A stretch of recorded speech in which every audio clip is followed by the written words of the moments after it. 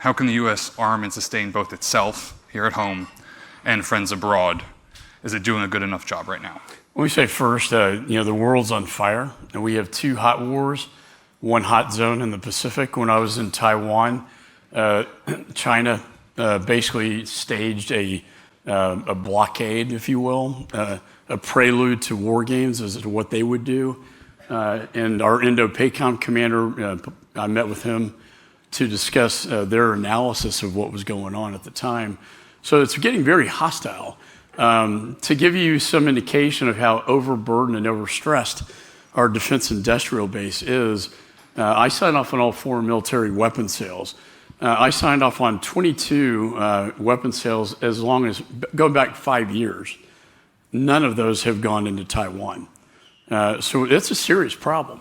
A lot of the older equipment we're putting into Ukraine, but as we're looking at what's happening with Israel, and in the Middle East, and then we got the conflict in Eastern Europe with Ukraine, and then Indo-Pacific is a serious threat.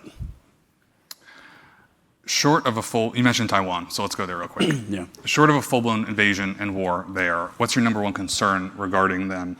Is it a blockade, a chips takeover, crippling cyber attacks, what? It'd be all the above. I think they would, as I understand it, the plan would be to do essentially what they were doing, demonstrating when I was there, blockade, a massive cyber event to shut down the island, and then a massive artillery attack that would make the Iran attack on Israel look like play. It's like a kid's school. It would be really an overload, and we would have some capability to respond to that in the Pacific. The problem is Taiwan does not. My biggest concern is TSMC, and I've had the chips folks. So that'd be the semiconductor manufacturer. Had a tour. They manufacture 90% of the advanced semiconductor chips for the world. So imagine if the invasion occurs, it will either get blown up or it will not be able to sustain because of the maintenance that comes from ASML in the Netherlands and the United States, and it would shut down, and it would send the United States into an economic tailspin, the likes of which we've never seen. And that's why I introduced the CHIPS bill. Secretary Pompeo's idea, and it was to try to pull, our supply chain with semiconductors out of Taiwan and into more, less hostile areas, not vulnerable to China. And already in the United States, we've had about almost $500 billion return on our investment in the United States, but it's going to take time. When you were over there, was there a palpable kind of frustration about the arms backlog? What was your takeaway there? Yeah, it's hard, because I was there with President Tsai, the former president, and then now President Lai, and where are my weapons? I paid $19 billion, and it's hard to explain why it's taking so long. How did you explain it? What was the reason? It's very hard to do. I just said, well, it's overstressed, overburdened. But a lot of people don't realize that it's one of the biggest national security threats we have, is our ability to manufacture weapons on a timely basis. And because of the conflicts that we're in right now, and the military sales to Israel and to what we're doing in Ukraine and Taiwan, it's just they can't manufacture. So we're looking at ways to how can we speed up the process,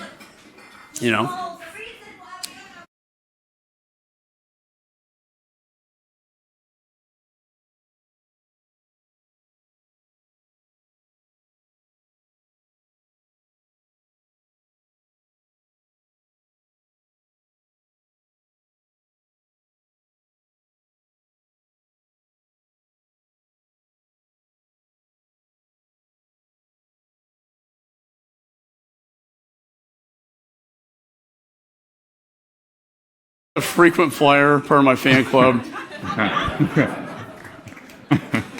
But I would just say, we were talking. She forgets that Hamas killed, a lot of Jewish people. So, let's kind of pivot to where we were before. we were talking about the defense industrial base, Yeah. kind of keeping pace. How do you reinvigorate? How do you kind of inspire them to meet what's needed? Because it's consolidated for 3 decades, I think, and that raises real competition you have concerns. the big primes, and they're always going to be around, but the big primes are like a big battleship. It takes a long time to turn the ship. What we need are maybe smaller, more innovative, efficient models.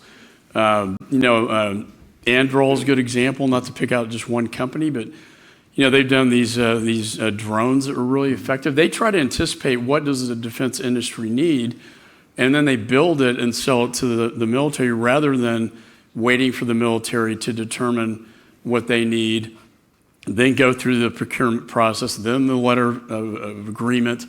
All that stuff takes a long time, and then just to manufacture. Also, another problem are the machine shops. These little shops where they actually make the actual machine parts. So I think we're going to move into a new innovation of the industry that's going to be agile, more efficient, faster. That's what we need. I don't think you meant to plug the newsletter, but we will be writing about that next week. So that's a nice, that's a very happy coincidence there. Let's stay in the Indo-Pacific. How do you see the relationships evolving between Iran, Russia, China, North Korea? And then on the flip side, what do future U.S. relationships look like in the same area? So, Beijing Olympics, Putin visits Chairman Xi. This is after Afghanistan imploded. I know you had General Milley. He testified before my committee. Afghanistan implodes. Within a matter of months, Putin, the Russian Federation, moves down, invades Ukraine. I think a direct response from what happened in Afghanistan. Every time when you project weakness, you get aggression, conflict, and war.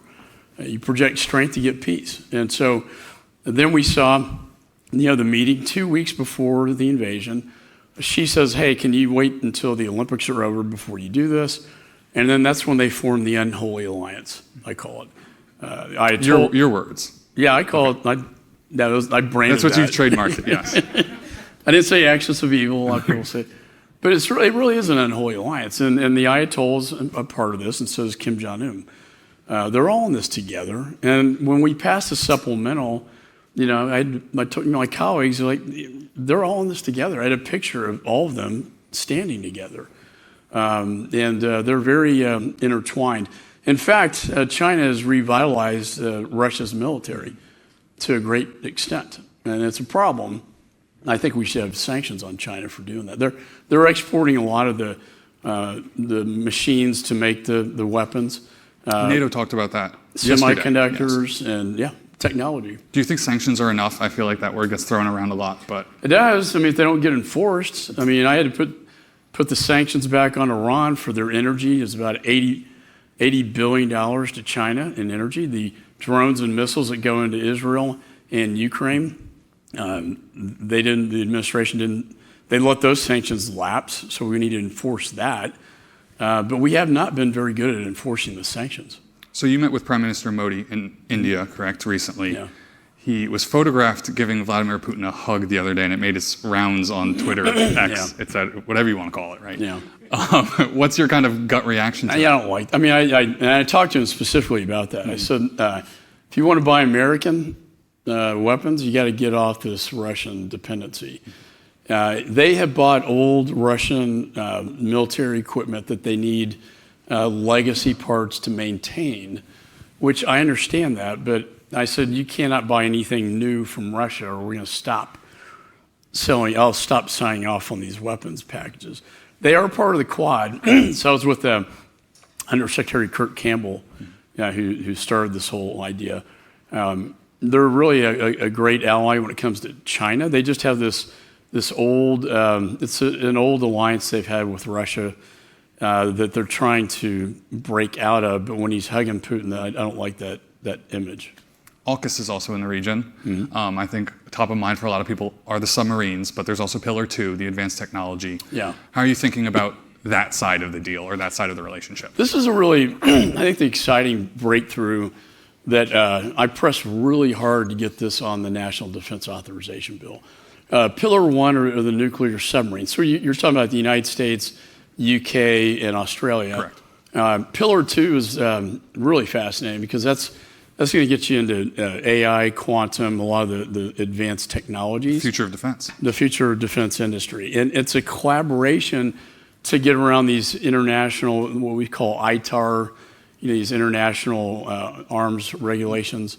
We're Five Eye countries. There's a trust there. The certification process, they wanted to make sure that UK and Australia had export control laws similar to ours. I think they've effectively passed that now. So I hope, it's my great hope that by August they will certify Pillar 2 officially. And I'm planning a trip over there with Undersecretary Campbell in August. Okay, we're running a little short on time. I'm getting the flashing red light. I'm trying to talk as fast as I can. No, you're good, you're good. But I have a couple more things I want to hit on. As you mentioned, Mark Milley, the former Joint Chiefs Chairman, was up here earlier. Yeah. He has spoken about the Afghanistan withdrawal, a topic you and others are examining right now. What's the latest on the investigation? Well, we have Jen Psaki coming in. I think Milley and McKenzie testified. They were very good with the families of Abbeygate. Families are very upset. I think you're going to find when our report comes out on the anniversary of the Abbeygate bombing that there was no plan until after Kabul fell. They didn't anticipate what was going to happen. The military, I think, got it right. When I got my DoD briefings and my IC briefings, they were all, first of all, they didn't even approve of this in the first place, of the evacuation. We had a very light footprint, 2,500 troops. I mean, we got 100,000 in Europe. We got like 30,000 in South Korea. We had 2,500 in Afghanistan, 6,500 in NATO, and it stabilized Afghanistan with the air power. Once that was gone, the whole thing implodes. Now the women have gone back to the Stone Age under Sharia law of the Taliban. And I think one of the most frightening things about it are the thousands of ISIS-K prisoners that were released from Bagram that have now made their way through the southern border into the United States. And I've got the classified briefing on this, so I have to be a little bit careful, but 8 of them got in. They used the CBP-1 app. But they were caught, correct? CBP-1 app. They were interviewed and released. A time later, the FBI, doing good work, caught up with them before they could get operational and shut them down. At the same time, there's an ISIS smuggling ring that has brought 400 people into this country, and we don't know what's going on. We reported about the Jen Psaki interview about the pullout. Real quick, what are you hoping to get out of that conversation? It's really the lies. Like we planned for every contingency. By the administration? Yeah. I mean, either they were tone deaf or, they were not getting fully briefed, or I don't know what was going on, but the public statements compared to what was happening on the ground at the time are so out of whack. And they don't add up. Like, oh, we're not going to have helicopters off the embassy like Vietnam. We plan for every contingency. It's going to be very orderly and efficiently. I didn't see that at Abbeygate. In fact, it was chaos. And the Americans left behind and the Afghan people that were murdered at the gates and sadly, the women that now are under this horrible Taliban regime. So a complete tonal pivot here, but we're out of time. One for the road, as Mike says. Favorite song, album, or artist? Oh, God, you didn't.